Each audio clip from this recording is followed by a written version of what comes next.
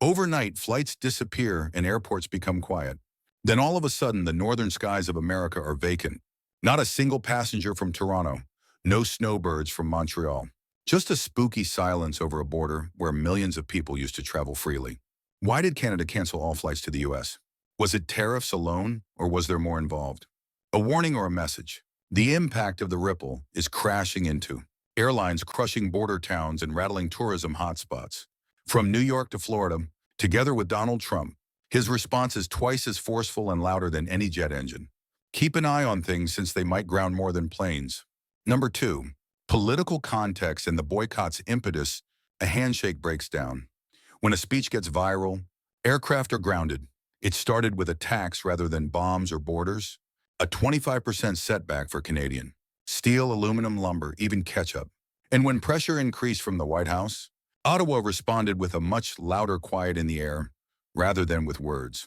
Aircraft redirected, leaving thousands of passengers in limbo.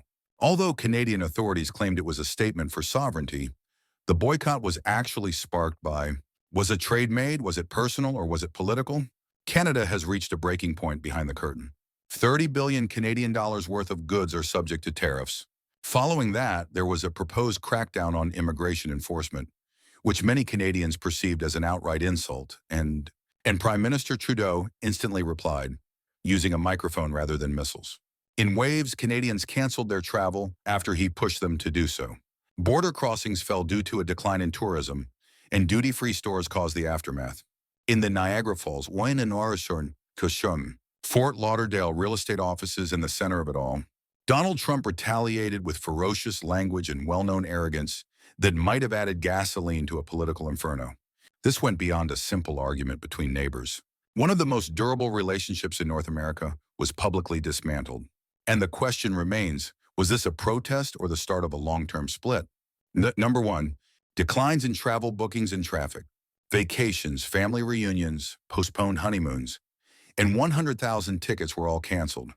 But here's the big shock. The airline industry in Canada felt the bruise within 72 hours, and the damage didn't end there. Double-digit cancellations began to be reported by Las Vegas hotels. Orlando's rental vehicle businesses experienced a sharp decline. And Toronto Pearson International Airport, which had a daily loss of more than 200 departing planes. Travel search engines exploded for all the wrong reasons when Canada banned all flights to the US.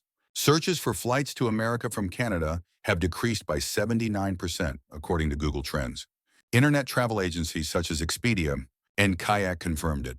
Overnight, Canadians' interest in visiting U.S. cities like New York, Miami, and Los Angeles fell precipitously. Here's why this is important.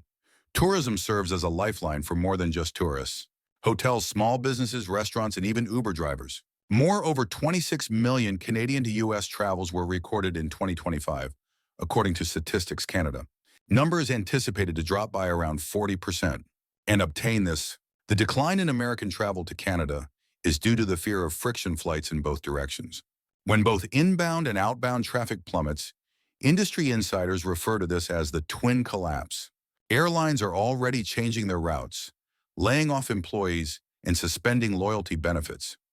An official from Air Canada even stated that if this continues for longer than 6 weeks, it will not only be a setback, but also a complete rerouting of North American travel conventions. And when politicians argue over sovereignty and tariffs,